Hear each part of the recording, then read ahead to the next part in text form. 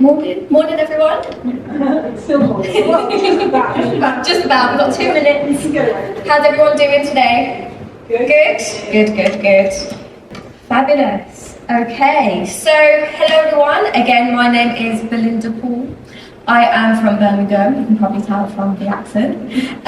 But yeah, I've come here today to talk a little bit about being a professional or being seen as a professional, as an Asian professional. So 3 things about me. Number 1, obviously Asian. Number 2, being female. Number 2 being a female, and number 3, being a Christian. So being all them 3 things and trying to function as a professional is sometimes really hard. We all know women trying to function as a professional, sometimes we won't get the opportunities that our male counterparts might get. But then also being an Asian woman, sometimes we're not respected how we should be. And then also being a Christian Asian woman, sometimes a lot of people can't relate to that. It isn't very common to be a Christian Asian, and a lot of times the questions are, oh, what's your religion? Are you Sikh? Are you Hindu? No, I'm actually Christian. So sometimes it's very hard to function in a job when you can't relate to every single person. Thank you so much. Fabulous. So, who am I?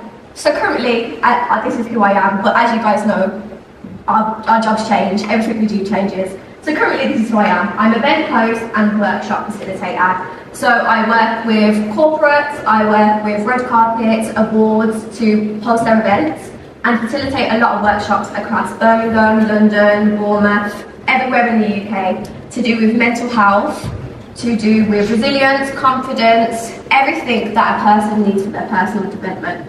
Why do I do that? Again, when I first started out working, I didn't see many people like myself, an Asian woman in a professional world at 20 years old. I didn't see that at events. I didn't see that for young people. So I decided to be that person. I was going to go and do these events and speak at these places so other young people could see that, other young Asian women could see that. Podcast studio owner. So I have a podcast in Central Birmingham. Does anyone know Broad Street? Yeah. Guys have been partying down there on Saturdays, have you? So I have a podcast studio on Broad Street. Again, this is for the younger community.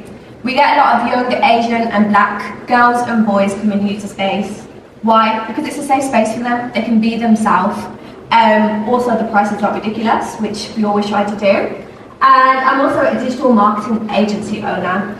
So I started doing social media back in 2020. We post on our social media and we think we're doing amazing. And someone targeted me and asked me if I could do their social media for them. I had absolutely no experience, but what we like to do, and sometimes if the opportunity arises, we say yes and we learn, don't we?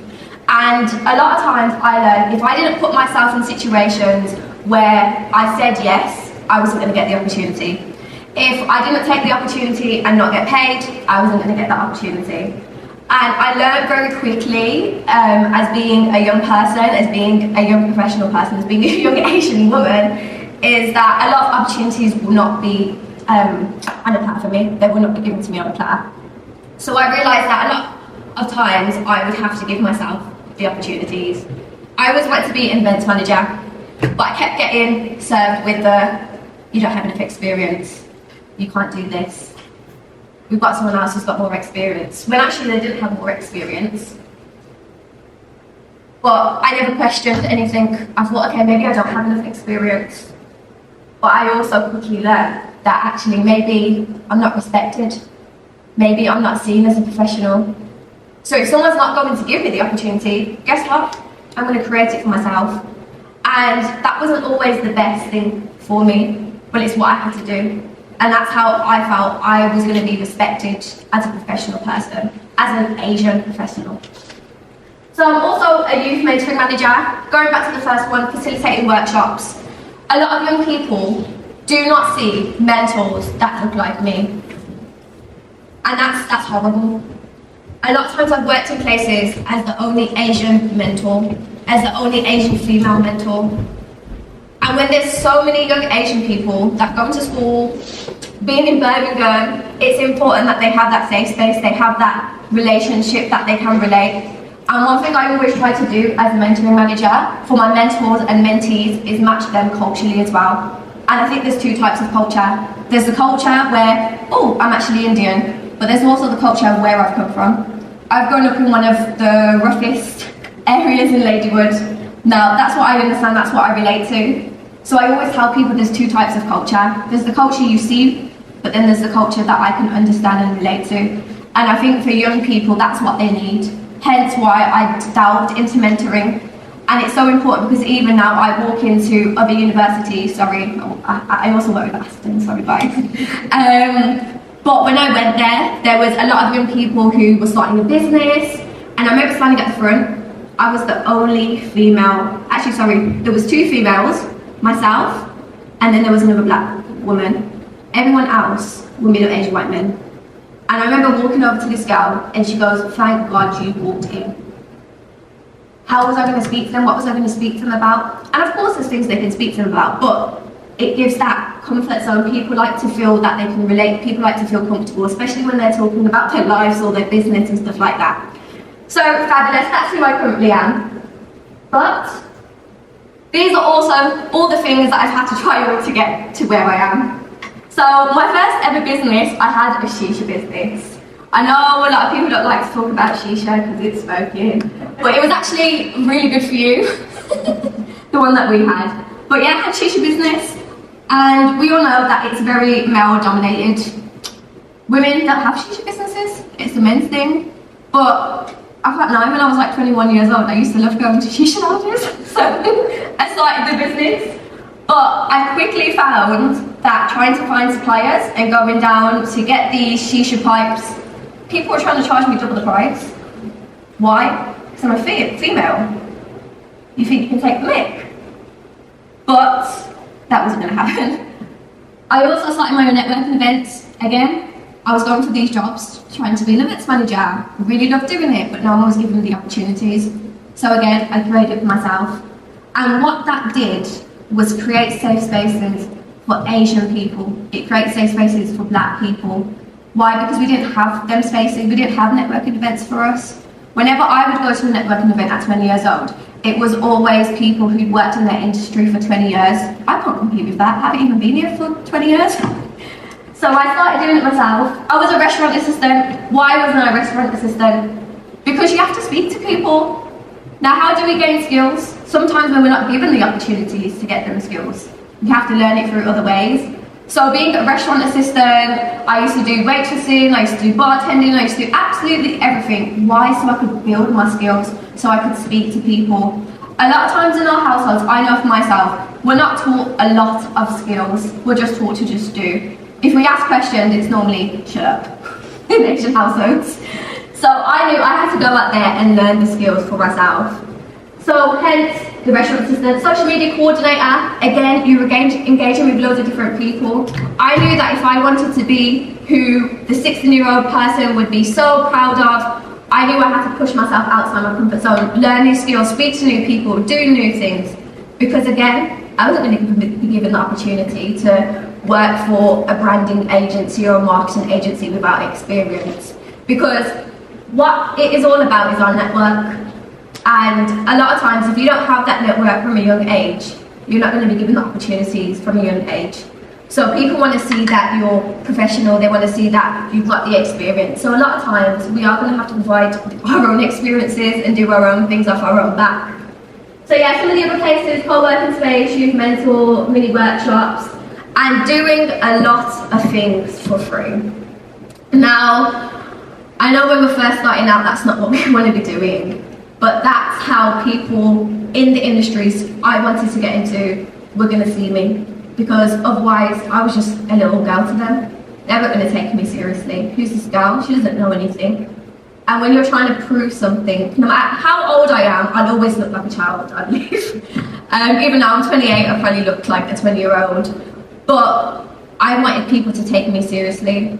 And it was really hard because a lot of times I do feel like because I was Asian, I feel like I wasn't given the experiences. Or one time I worked for this really big football club, won't name them, but I might name them later.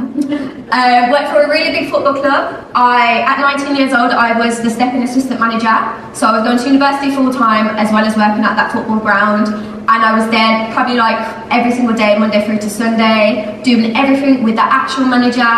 And when they came to look for an actual manager, they said, oh, I wouldn't have enough time to do the role. But they gave it to someone who'd been there for only 2 months. They then got sacked and they still gave it to somebody else. And I thought, this don't make sense. But I didn't see anything. I didn't believe that I would be picked out or not chosen because of the way that I looked until other people started saying it. And I thought, nah, they wouldn't do that. But sometimes it's not intentional. I think the households that we're raised in and the things that we see as a younger person does impact how we are as adults. And I think sometimes we're not aware of that, and sometimes it's internalized racism. We don't even know that we're doing this, or that it's wrong, or that we're not picking that person because of this or this or this or this, until we have the conversations. And that's what I always try to do with the events and the space that I have, is create them safe space conversations so we can talk about these things. Because if we don't talk about these things, how do we know these things are affecting other people, or that we're doing these things? Because I also might do some things that are very racist, but I don't know, because it's internalized. I don't realize I'm doing it because it's not really a thought process. So it's important that we have these conversations, and honest conversations. So if we don't have honest conversations, we're just going to keep moving in the wrong direction. And when I was sitting up there, actually, I was thinking that we should all tap ourselves on the back because we have come so far. Look at this. We actually have a space. And I've never been to anything like this. I didn't even know there was this Asian Heritage Week. I've never heard of this until Ashley got in contact. And I was like, oh, there's something like this that happens. But it's happening. It's slowly but surely happening. Spaces and places are happening where we can openly talk about things.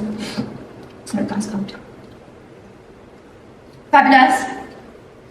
So yeah, so these are some of the brands that through all the free work, all the hard nights, all the pushing through and trying to do everything, I've been able to work with. There are some more that I haven't added, but these are some of the amazing brands that I've been able to work with and that have seen the value that I can bring, that have reached out on LinkedIn and said, we'd love for you to come and speak, we'd love for you to come and do this. And again, that's through me pushing myself to do new things, be in places that are uncomfortable, or maybe places I'm not seen. And I've been able to do all these different things. Working with Hayat, we had our first Shisha event there. It was so much fun, but one of the things that happened, and it came from an Asian manager as well, was after the event, he was like, you didn't bring the right caliber of people in, and every person we brought was Asian and black. I was like, right, okay, so what does that mean? Coming from an Asian man to an Asian woman telling me that I'm not bringing in the right caliber of people, it was because of the colour of their skin, because it didn't look right in Hayat. And this is what we need to stop. This is what's not right. So anyways, yeah, back to this. Being able to work with some amazing people, but there's some things that I've had to do, things that I've already mentioned. Networking, network. The more that you network, the more you're going to come across your people. And that doesn't have to mean Asian, that doesn't have to mean female, that doesn't have to be Christian. But you will come across the people that understand you, that relate to you, that see you, that hear you. And that's what we need to do. It's not all about, oh, actually, I've done this for 10 years and that for that long, and this and this and this. It's actually, do you see me for who I am? And I've been networking since I was like 19, 20. In events, obviously we network wherever we are anyway, school, college, but it's so important your network. These are the people that are gonna support you, that are gonna look after you, that are gonna make sure that you're seen and you're put in these places to share your voice. So, network, guys. Mentorship. This has been such an important part of my journey. And my mentorship hasn't always come from Asian people. I don't think it has come from Asian people, because I'm still finding the group of Asian people that see and hear me. So, but mentorship is so important. We need to find people that we can ask questions, that can relate to us, that can give us advice in the direction and the career that we're going in. When I started my little shisha business, if I had found someone who was in that industry, they might have already told me, actually, Linda, it's best if you go about it this way or that way, or actually, you know, they're going to try and do this or do that. Sometimes we just need honesty, and that comes from mentorship. It might not be direct mentorship, we might not be one-to-one mentoring, but we might have, now and again have like a little catch-up and, you know, I'm saying, oh, this is going on or that's going on. From your experience, you can support me, and that's what we all need. You know, I'm 28, but I still see myself as very young. But I'm still learning a lot, and there's so much that I haven't seen of the world, good or bad. And we all need support in terms of actually seeing things for what they are for. Like I've mentioned in the previous careers and different things that I've done, sometimes I'm not seeing when things are wrong because I don't believe that someone would do it. But that's how it is, and sometimes we need them people that we can turn to. So mentorship, mentorship, mentorship. Online personal brand. Again, like I've mentioned, all them brands that I've been able to work with, it was based on my online personal brand. What they've seen that I've done, sharing my opinions. You know, I share my opinions on LinkedIn a lot in terms of what we need as a community, what we need for Asian people, what we need for young people. Because if we don't share it, how do people know it needs to change? If we keep our mouths closed, nothing's going to change. We need to share what we think online. Now, I'm not too abrupt about it. I share it like once a month or so. But that's how you're going to be seen as who you want to be seen as online, is when you share your opinions, when you share what you do, when you share where you are, when you share the things that are important to you. And that's what your online personal brand is, sharing that stuff. Again, back to this one, sharing your opinions. In order to be picked as an expert for a particular thing, or to be seen to be a thought leader for a particular thing, you have to share your opinion, otherwise people don't know. And that's what we need to do more of, share our opinions. Because in order to get into the places and the spaces and on TV and different stuff like that, to share these thoughts, we have to do it online, because that's where you can reach the biggest audience. And that's also where you'll find people that relate to what you're trying to do. Recognition. So when you're obviously growing your personal brand and your professional brand and all these other brands that you're trying to do, recognition is so important. I know in the last presentation, I know the slide was about accolades and things that they've been able to achieve and stuff like that. And that is also important for who you are, because that's what you also see that a lot of professional people respect. When you're an award winning, or you've been seen as this, or you've been able to do this, and how do they get to them places? They share their opinions on things that matter. And this week, this event really does matter. It is important that these things do happen for all groups, for Asians, for blacks, for anyone from an ethnic background. It is important that we have these spaces, because a lot of times after this week, how often is our voices going to be heard? How are we going to be picked for things? Or is it going to go back to normal? And them are the things that we need to change. Fabulous. And this is just, you know, I tried to find the Nike logo on camera last night, but I couldn't find it. But yeah, just do it. Sometimes our fear that has come from the early stages of our career, of not being picked to do things, or sometimes the things in our head, actually we wasn't picked to do that because we didn't fit their quota, or we weren't like this, or, you know, I'm a female, blah, blah, blah, blah. And sometimes that gets stuck in our mind in terms of, oh, I'm not going to go for it because I'm just going to get turned away from it again. But sometimes just do it. Go through that opportunity, put yourself out there, try new things, network with new people, because that's going to expose to people who you are and the things that you stand for. So sometimes just do it. Don't worry about what other people are going to think or things that have happened in the past. Just think about what you want to do in the future and how that's going to impact other people. Cleverness. I love this screen, yeah. Okay, so you guys don't have to really write anything, but it's just some things to think about. So obviously this is about being seen as an expert, as seen as a professional person, especially for our Asian ladies. But yeah, so here's some questions. So if you could spend an hour talking about absolutely anything, what would it be? If anyone can share, that would be fabulous. If you could spend a whole hour speaking about one topic, what would it be? That the topic you want to talk about, or just the fact that you know a lot? No, something you want to talk about? I'm a librarian, so I can talk about. Oh. Are you the librarian here? Actually, Are you the librarian here? I'm on one. I work in the library. Okay. So you can spend a whole hour talking about being a librarian or Being a librarian, books. online resources, using our resources, what libraries can do for you, why it's important, people studying here, how to pick up staff. Yep. So guys, if you ever need a workshop delivered all around librarians and everything that this lady has mentioned, you know where to go. But yeah, so some of the things that we can spend an hour talking about are normally the things that we're quite passionate about that relate to us. Now, as you guys have mentioned, the things that you do for your research project, sharks, librarians, these different things need people like you to share. Share your experiences, share the things that you do, because there's people out there that need to see you guys physically, in terms of what you look like, who you are, but also what you're sharing, because there's not always people like yourselves that are going to be talking about that particular thing.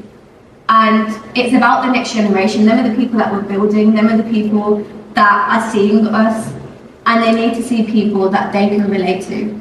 No matter what background, no matter what we look like, they need to see someone, actually, you know what, I'd love to be a librarian, or I'd love to do this, or work with people.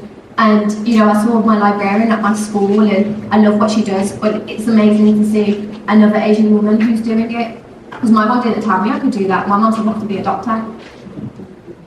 So it's important that we see these people doing these things and sharing their knowledge. And, you know, sometimes I think the things that we do, sometimes we're like, oh, people don't want to hear about that. Like, you're a librarian, sometimes, you know, you think, no one cares if I'm a librarian or not. But actually, there's so much more to what we do, and we do have to share our voices. These spaces are important, and the more that this grows, and the more that people know about this stuff, the more that people will hear, the more that people will share, the more that it will be a topic of conversation. Because I know growing up, there wasn't a safe space for me. There wasn't a place where I could go and speak with other Asian people, unless it was my family or my household. So, you know, keep doing these amazing things. Everything that you guys do, librarians, shark findings, all these great things, keep being you and keep showing the next generation how they can be the best version of themselves, how they can grow, how they can then impact based on their core beliefs. Whether it be being Asian, being a woman, being Christian, whatever that means to you, whatever your core values are, share them, because they will help and impact the next generation and a group of people.